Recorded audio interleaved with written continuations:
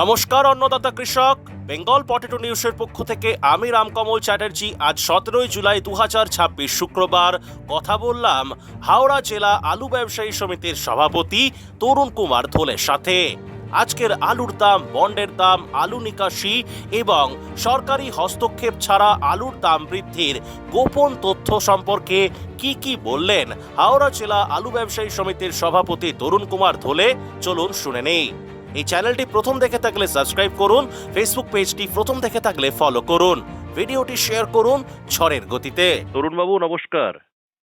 হ্যাঁ, নমস্কার রামকমলদা। তরুণবাবু, বলুন। আজকে শুক্রবার আপনাদের যে উদয়নারায়ণপুর মোকাম, মোটামুটি এক ধার থেকে বলুন যে কোন কোন প্রজাতির আলুর কি দাম আছে? এমনি তো আলুর প্রথম থেকেই একটা নিম্নমুখী একটা ট্রেন্ড আছে, নিম্নমুখী। হুম, আলুর বাজার ঊর্ধ্বমুখী একদমই হচ্ছে না। সেই জায়গায় যত দিন যাচ্ছে হুম, অনেকটাই আলুর বাজার আস্তে আস্তে করে কেটে যাচ্ছে, মানে কমে যাচ্ছে। হুম, সেই জায়গায় জ্যোতি আলু আজকে 360 টাকা ডালা আলু লোড হচ্ছে, হুম, 50 কিলো বস্তা। হুম, এবং যেখানে কৃষকরা যেখানে বন্ডের দাম পাচ্ছে 150 থেকে 60 টাকা, হুম, যেটা খুবই নগণ্য, যেটা একদম ভাবা যাচ্ছে না, যার জন্য কৃষকরা স্টোরমুখী হতে চাইছে না। হুম, গোবরাজ আলু আরো 80 টাকা মতো দাম কম, সেখানে 280 টাকার মতো লোড হচ্ছে। হুম, বন্ডের দাম 80 থেকে 100। হেমাঙ্গিনী বা আপনার কলম্বো আলুটা, হুম। ওগুলো জ্যোতির থেকে 20 টাকা ডাউনে, বা কলম্বোটা জ্যোতির সমান দামই এরকম বিক্রি হচ্ছে। আচ্ছা, আর চন্দ্রমুখী? এইরকম চন্দ্রমুখী বাজারটা একটু ভালো, আমাদের একটা চন্দ্রমুখীর ঠিক মোকাম নয়, হুম, যার জন্য চাপাডাঙ্গা বা ডিউসুটের দিকটা হুম। অনেকটাই বাজারটা ভালো আর কি। চন্দ্রমুখীর মোটামুটি অ্যাপ্রক্স মার্কেট কি আছে আজ? এই মোটামুটি ওটা ধরুন না 600 টাকার কাছে এরকম দাম হয়। 600 টাকার কাছে রেডি আলুর দামটা। হ্যাঁ, হ্যাঁ, হ্যাঁ, হ্যাঁ। কালকে যা একটু মার্কেট ছিল তার তুলনায় আজকে মার্কেট কি একই, না কমেছে, না বেড়েছে? ওই 5 টাকা আস্তে আস্তে করে, 5 টাকা 10 টাকা কমের দিকে। কখনো মনে হচ্ছে এক, কখনো ডাউন, এইরকম একটা চলছে আর কি। আপনাদের আপের দিকে কখনো নেই। হাওড়া জেলায় টোটাল 5টা হিমঘরে এবছর আলু লোড হয়েছে।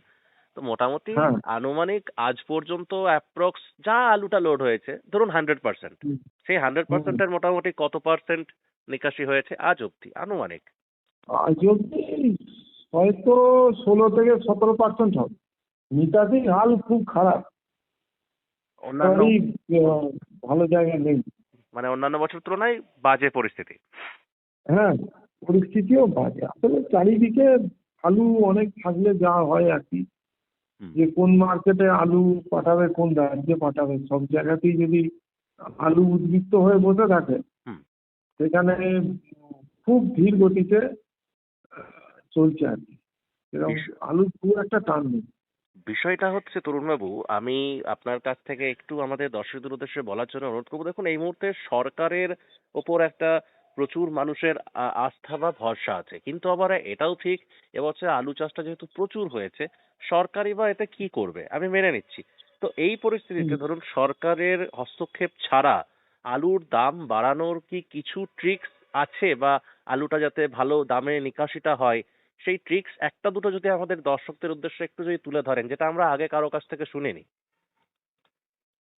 দেখুন, এই বছর যা পরিস্থিতি আছে, সরকার তো মানে প্রথম থেকে এসে অবধি কৃষকদের প্রতি বা ব্যবসাদারদের নিয়ে যেভাবে আলোচনা, বিভিন্ন সাইড থেকে একটা ভালো দাম যাতে কৃষকরা পায়, সংরক্ষণকারীরা পায়, হুম, এই ভরাডুবি থেকে রক্ষা করার জন্য খুব চেষ্টা করে যাচ্ছেন। এটা সরকারের একটা মানবিক দিক, আমরা প্রথম দিন থেকেই যেন দেখতে পাচ্ছি। এটা আমাদের কাছে খুবই ভালো দিক হুম, এবং ভালো লাগার দিক, কৃষকদের কাছেও একটা খুব ভালো লাগার দিক। হুম, কিন্তু ওয়েদারের জন্য, যে লালিনার যে বঙ্গোপসাগরের উপর যে অনেক দিন থেকে যে ঠান্ডা একটা থাকবে, এবং ঠান্ডাটা যথেষ্ট ভালো অবস্থায় অনেক দিন থেকে থাকার জন্য হুম।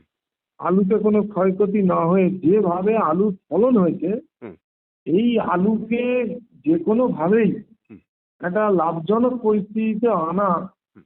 খুব শক্ত।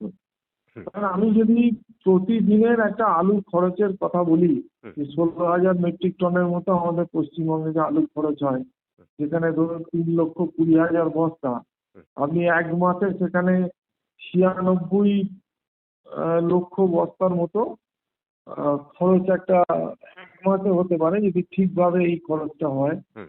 সেখানে আমার যে 8 মাস 9 মাস যে আলুটা সংরক্ষণ করার কথা, সেখানে কত লক্ষ হচ্ছে, আর 16 কোটি আলু হয়ে বসে আছে, যেখানে হয়তো দেখবেন যদি 1 কোটি করেও খরচ হয় 8-9 কোটি, সেখানে 16 কোটি আলু।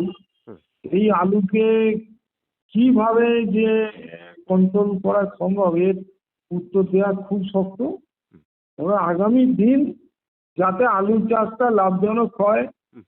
বা আলু চাষ থেকে কৃষকরাও কিছু পায়, সংরক্ষণকারীরাও কিছু পায়, কিছু যদি মানুষ না পায় ইনভেস্ট করে, সেই জায়গায় মানুষ ইন্টারেস্ট দেখাবে কেন? এই আলুর জগতে প্রবেশ না করে আস্তে আস্তে করে মানুষ বেরিয়ে যাবে। এই যে অধিক ফলনশীল আলু যে আমরা পাঞ্জাব থেকে নিয়ে আসছি, হুম। আগে যেটি আলু জমিতে কটা হতো, সেই জায়গায় আজকে প্রায় ডবল, হুম। 140 150 বস্তা পর্যন্ত আলু ফলে যাচ্ছে। জমির এরিয়াটা আমাদের কম আছে, কিন্তু ওই এরিয়াতেই যে আমরা আলু বসাচ্ছি, আলু কিন্তু অতিরিক্ত বৃদ্ধি হতে শুরু করে। তার এই যে আমাদের অধিক ফলনশীল আলু বীজ যে আমরা নিয়ে আসি, সেই জায়গাতে একটু যদি আমরা ওই দিকটা নিজেদেরকে সংযম করি বা একটু কন্ট্রোল করি, যে কিছুটা অধিক ফলনশীল আলু আনলাম, কিছুটা এমনি নর্মাল আলু, যে জ্যোতি আলুটা নিয়ে আমরা সারা বছর সংরক্ষণ করি, যে আলুটা টেকসই, যে আলুটা আহ, আমরা ট্রান্সপোর্টের মাধ্যমে বিভিন্ন জায়গায় রপ্তানি করি বা বিভিন্ন রাজ্যে পাঠাই, আমাদের কাছে এই আলুটা ব্যবসায়ী পক্ষেও ভালো। সেই দিকটা একটু মানে ভাবতে ওই হবে। দিকটা একটু কন্ট্রোল করতে হবে। আচ্ছা, এটা একটু এটা যদি কন্ট্রোল করা যায় তাহলে হয়তো মোটামুটি না, সামনের আগামী আগামী দিনের কথা বলছি। হ্যাঁ, হ্যাঁ, হ্যাঁ, এই বছরের নয়, ওটা এবার সামনের বছরের। হ্যাঁ, বা যদি এবার ধরুন হুম। রাসায়নিক সার, কীটনাশক সার যেভাবে হুম। অন্য রাজ্যে বা ভিন দেশে আলু পাঠাতে গেলে, হুম। অন্য দেশে আলু পাঠাতে গেলে তাদের ল্যাবরেটরিতে যখনই সার্চিং করছে, দেখছে আমাদের ইন্ডিয়ান আলু এতটাই বেশি সার এবং কীটনাশক পাওয়া যাচ্ছে, যেটা স্বাস্থ্যের পক্ষে খুব ক্ষতিকর। হুম। এগুলো সরকারি একটা গাইডলাইন বেঁধে দিতে হবে, যে আচ্ছা। কি ধরনের প্রক্রিয়া আলু চাষ করলে ভালো হয়। তারপর জৈব সারের হুম। আলু হুম। করার দিকে চেষ্টা করতে হবে, যাতে জৈব সারের উপর আলু চাষ করলে সেই আলুটা ভালো দামে বাজারে বিক্রিও হবে। হুম। হুম। এইটা একটা দিক আছে। আচ্ছা, মানে দুটো এই পয়েন্ট ধরনের হলো, কিছু এরকম আরো কিছু অনেক কিছু পদক্ষেপ, পদক্ষেপ আছে। আচ্ছা, কিন্তু এই যে অনেক অনেক পদক্ষেপ অনেক আছে। অনেক পদক্ষেপ আছে, তো সেটা আমরা কোনো একদিন সামনাসামনি আপনার সঙ্গে নিশ্চয়ই আলোচনা করব। তো ধরুন এই বছরে আমি জানি যে আপনি একটা পিডিএফ বানিয়েছেন এবং সেই পিডিএফটা হুম, সমস্ত আলু ব্যবসায়ীদের কাছে বা অনেক চাষির কাছেও পৌঁছেছে। যে এই যে আপনি যে হুম, পয়েন্টগুলো বললেন, আরো অনেক পয়েন্ট তাতে লেখা আছে, সেগুলো নিয়ে আমরা অন্য হুম, একদিন হুম। আলোচনা করব। তো এই বছরের যে আলু আর এতটা আর একটা হ্যাঁ, আর একটা কথা বলি, আর একটা ব্যাপার হচ্ছে, হ্যাঁ, আপনি যে কোনো ওষুধ বলুন, সেটা খাবার বলুন বা সবজি বলুন, যাই বলুন না কেন, হুম, একটা ডেট অফ এক্সপায়ারি আছে। হ্যাঁ, আমাদের এই আলুর জগতে কি, আলুগুলো রাখলেই একটা থেকে গেল, এই যে আলুর একটা টাইম, যে একটা লাইন আমাদের বাঁধা, যে 8 মাস হুম, যে আলুটা সঠিক, হুম, তারপরে আলুটা যে নষ্ট হয়ে যাবে, অস্বাস্থ্যকর হয়, সেই আলুকে আমরা অতিরিক্ত ফলন হয়েছে বলে করি কি, হুম, ওই আলুটা বারবার বাজারের মধ্যে পাঠিয়ে সেই আলুটাকে ঘুরপাক খাইয়ে খাইয়ে পরের বছরের হাফ দিন পর্যন্ত, হাফ সিজন পর্যন্ত আলুটাকে যে নিয়ে যাই, হুম, এটাও একটা খুব শক্ত, খুব খারাপ, হুম, স্বাস্থ্যের পক্ষেও খারাপ এবং সব দিক থেকেই খারাপ। এটা একটা আমরা সরকারের কাছে অনুরোধ করবো একটা গাইডলাইন বেঁধে দিতে, যে একটা প্রোডাকশন থেকে এই আলুটা কতদিন পর্যন্ত ব্যবহার করা সঠিক। হুম। তারপরে এই যে আলুগুলো থাকবে, সে আলুগুলো যাতে জৈব সার হয় হুম।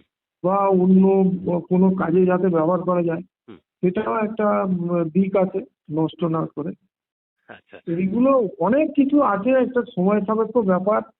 যদি একদিন সেরকম সময় দেন তাহলে হ্যাঁ, একদিন বলতে পারি। নিশ্চয়ই এটা নিয়ে আলোচনা করব, সামনাসামনি হয়তো খুব শিগগিরই আপনার সঙ্গে দেখা হবে তখনই। আচ্ছা, এই হ্যাঁ, বছরে হ্যাঁ, আমি একদম ছোট্ট করে হ্যাঁ। বলার জন্য অনুরোধ করব, এই বছরে এই যে এত যে আলু রয়েছে, এই আলুর হুম। মানে দাম বাড়ানোর কি কোনো উপায় আছে সরকারি পদক্ষেপ ছাড়া? আপনার কাছে কি কোনো, আপনি সেটা খুঁজে পেয়েছেন?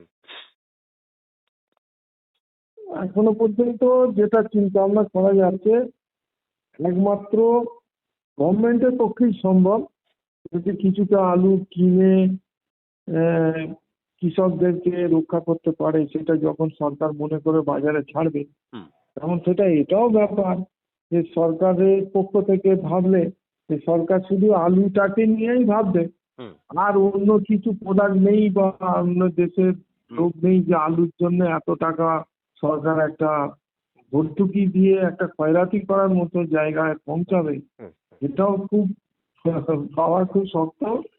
আর এমনি ব্যবসাদারদের পক্ষে কিছু করার আছে বলে আমার মনে হয় না।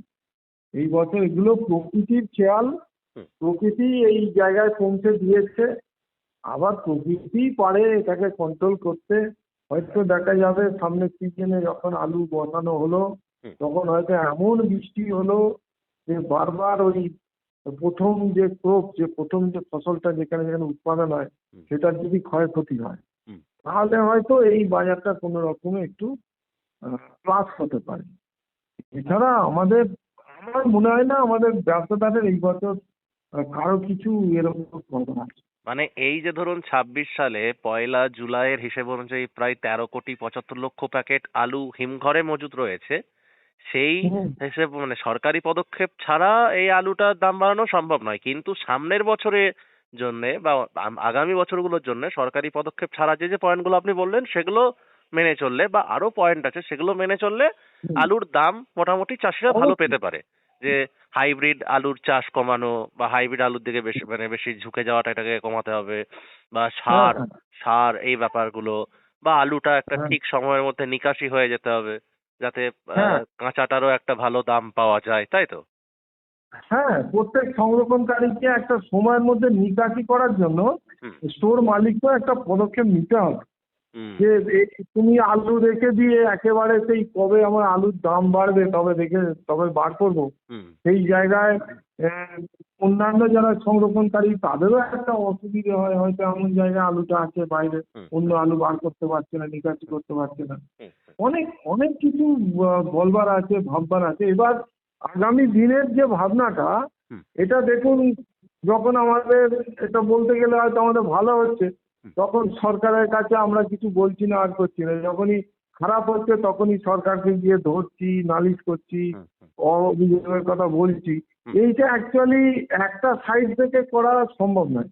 হুম। সরকার বাহাদুর যেভাবে সহযোগিতা করে গাইডলাইন বেঁধে দিয়ে আমাদের নিয়ে যাবেন, সেটাও যেরকম একটা সাইড, অন্য সাইড থেকে আমাদের ব্যবসায়ীদেরকেও কিছু ভাবতে হবে হুম। এবং স্টোর মালিকদেরকেও ভাবতে হবে হুম। এবং কৃষকদেরকেও ভাবতে হবে। এই বিভিন্ন সাইড থেকে, 3 থেকে 4 সাইড থেকে হুম। যদি আমরা ভাবনাগুলো ভেবে আগামী দিনের ভবিষ্যতের কথা ভেবে, যাতে এই আলু ব্যবসা একটা ভালো জায়গায় থাকুক, স্টোর মালিকরা আহ, যারা স্টোরে পয়সা বিনিয়োগ করেছে তারাও কিছু রিটার্ন পাক, হুম। বা বিভিন্ন যারা সংরক্ষণকারী তারাও কিছু রিটার্ন পাক, হুম। যারা খুচরো ব্যবসায়ী থেকে আরম্ভ করে আমাদের যারা মধ্যিখানে যে ব্যবসায়ী আছে তারাও কিছু পাক। সর্বোপরি কৃষকরা লাভজনকভাবে চাষ করুক।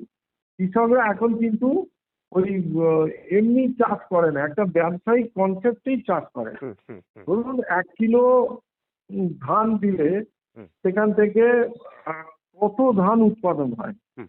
এইটা জেনে গেছে। আমার বিঘেতে আমার 3 বস্তা আলু বসালে হুম। সেই জায়গাতে আমার 120 বস্তা আলু হচ্ছে, হুম হুম সেটা কত খরচ হচ্ছে এবং আমি কত পেলাম, 3 মাসে কত ইনভেস্ট করলাম, কত রিটার্ন পেলাম, হুম এইটা কিন্তু কৃষকরা এখন পরিষ্কার ক্যালকুলেশন করে নিয়েই হুম তবে কিন্তু চাষবাস গুলো করে। বোকা বোকা কেউ আর তারা কোনো চাষবাস বলুন যাই হোক কেউ কিছু করে না। হুম এই রিটার্নটা যদি যেটা ম্যাক্সিমাম যেখান থেকে রিটার্ন আসবে, হুম এই কৃষকরা কিন্তু সেই দিকে মনোনিবেশ করে ফেলবে। হুম তাতে যদি আলু ছেড়ে দিয়ে আমাদের তৈলবীজ করতে হয়, হুম সেই জায়গাতেও কিন্তু কৃষকরা ভাববে যে বেকার খাটবে না, হুম 2 বছর 3 বছর ঠকতে পারে, তারপরে কিন্তু এখান থেকে একটা অটোমেটিক, যেটা ইকোনমিক্সের ভাষায় আর কি, হুম ইকোনমিক্স এটাকে কন্ট্রোল করে দেয়। মানুষের মনকে কিভাবে প্রভাবিত করবে, কিভাবে মানুষকে একটা জায়গা থেকে আরেকটা জায়গায় যেতে হবে, এগুলো আপনি বোঝালে কিন্তু বলবো ওরা ভুল বোঝাচ্ছে, ভুল কথা বলছে। হুম কিন্তু অর্থনীতির আমাদের একটা সাইড আছে, ইকোনমিক্সের আমার একটা সাইড আছে, হুম মানুষকে অটোমেটিক সেই জায়গাটা এনে দেবে। এই যে বারবার লস খাচ্ছে মানুষ, হুম আর পরের বারে যদি কাউকে বলি আলু রাখো, বলি না না দাদা, অন্য কথায় অন্য জায়গায় বলুন ইনভেস্ট করবো, হুম আলু আমার পক্ষে, আলু রাখতে অন্তত বলবেন না। হুম এই ধরনের আস্তে আস্তে করে কন্ট্রোল হয়। তবে আগামী দিন অবশ্যই আমাদের মিটিং টিটিং হলে সেখানে আমরা আলোচনা করব, সবাই মিলে সম্মিলিত চেষ্টায় এই আগামী দিন যাতে এই আলুটা বেঁচে থাকে কৃষকদের মধ্যে, ব্যবসায়ীদের মধ্যে, স্টোর মালিকদের মধ্যে এবং মানুষের মধ্যে, হুম সেটা আমাদের সকলকে চেষ্টা করতে হবে। শুধু সরকারের ওপর ছেড়ে দিলে হবে না, হবে না আমাদেরকেও ভাবতে হবে। একদমই। তো যাই হোক এইটাই স্যার, বলছি। থ্যাংক ইউ সো মাচ, অসংখ্য ধন্যবাদ আমাদের এই যে বেঙ্গল পটেটো নিউজের পক্ষ থেকে। Thank you sir. Thank you, আপনাকেও থ্যাংক ইউ অনেকক্ষণ ধরে আমার সাথে এইগুলো জানবার জন্য। পরবর্তীকালে সুযোগ পেলে আমি আরো ডিটেলে পুঙ্খানুপুঙ্খানুভাবে আপনাদেরকে তুলে ধরবো। একদম একদম, আমরা চেষ্টা করব খুব শিগগিরই হয়তো আপনার সঙ্গে সামনাসামনি বসে 1:1 একটা ইন্টারভিউ করার। Thank you sir. হ্যাঁ।